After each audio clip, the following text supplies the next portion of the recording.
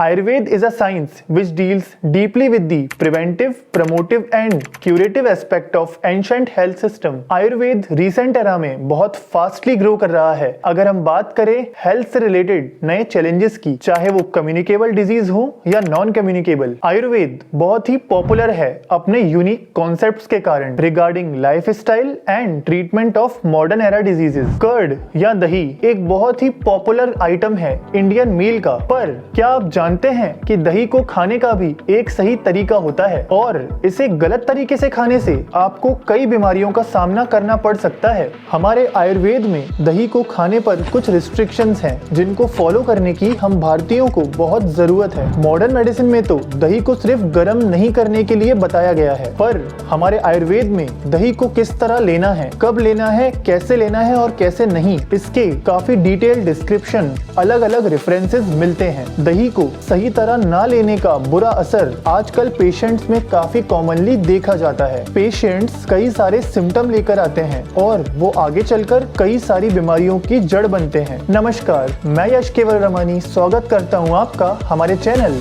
आयुर्वेद अमृतम में।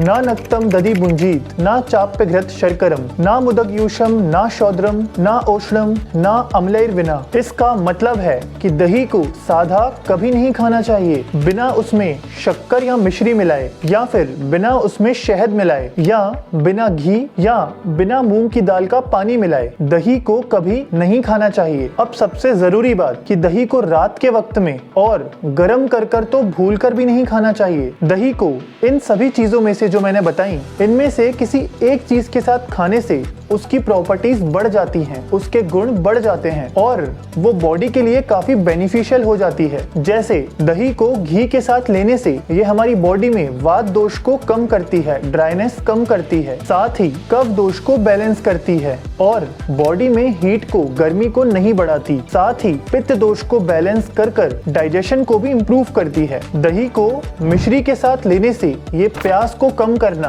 प्यास को बुझाना, साथ ही अगर बॉडी में बर्निंग सेंसेशन है, जलन है, उसको भी ये कम करती है। मूंग दाल के पानी के साथ लेने से ये रक्त धातु मतलब कि ब्लड टिश्यू को, उसकी एक्टिविटीज को और सर्कुलेशन को रेगुलेट करती है, साथ ही वात दोष को बैलेंस करती है। दही में शहद मिलाकर लेना ये ना सिर्फ उसके टेस्ट को बढ़ा देता है, बल्कि ये शहद दही से होने वाले बॉडी पर बुरे असर को भी ये कम करता है। दही को रेगुलर और रात में लेने से ये हमारी बॉडी में कफ दोष को बढ़ा देता है और रात के वक्त ये कफ दोष हमारी बॉडी में नेचुरली ही बढ़ा हुआ होता है। जो लोग दही का इंटेक रात में करते हैं उन्हें सर्दी, जॉन्डिस या पीलिया, खून की कमी, एनीमिया, स्किन की दिक्कतें, इन्फेक्शन, सूजन, डायबिटीज, इन सभी के होने का रिस्क काफी बढ़ जाता है। अब तक तो हमने जाना कि दही को कब लेना है और कब नहीं, किन चीजों के साथ उसे लेना चाहिए और उसको लेने का बॉडी पर क्या बेनिफिट होता है, साथ ही गलत तरीके से लेने से उसका बॉडी पर कितना बुरा असर पड़ता है,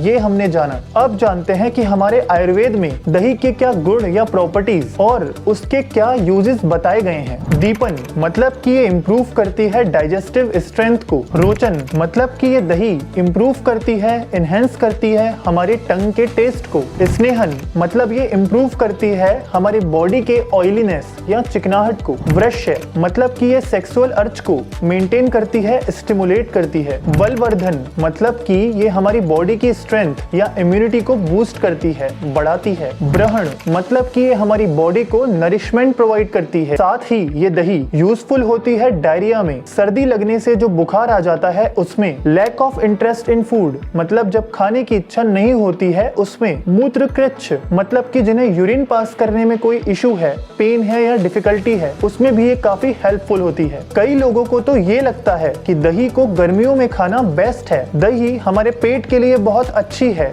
ठंडी है, हमारे पेट को अच्छा रखेगी, पर ये बिल्कुल ही गलत है। दही की तासीर या टेम्परामेंट गर्म होता है और उसे गर्मियों के वक्त मतलब समर सीजन में लेना आयुर्वेद में बिल्कुल मना किया गया है। शरद और वसंत ऋतु में मतलब कि ऑटम और स्प्रिंग सीजन, इसमें भी दही को नहीं खाना चाहिए। दही खाने का सही और बेस्ट सीजन वर्षा, हेमंत और शिशिर ऋतु मतलब कि rainy, early winter and winter season है। हमने अब तक दही के बारे में इतना कुछ जाना, पर ये दही हमेशा दिखने में या टेस्ट में एक सी थोड़ी होती है। कभी ये गाढ़ी होती है तो कभी बहुत पतली, कभी ये मीठी होती है तो कभी बहुत ज्यादा खट्टी। पर क्या आप जानते हैं कि इतने से चेंजेस से ही दही का हमारी बॉडी पर होने वाला असर या बेनिफिट बदल जाता है। जैसे जो दही मंद होती है, मतलब सेमी फॉर्म्ड और थिक कर्ड है, ये यूरिन और फीकल कंटेंट को बढ़ाने वाली होती है। साथ ही ये बॉडी में बर्निंग सेंसेशन या जलन पैदा करती है।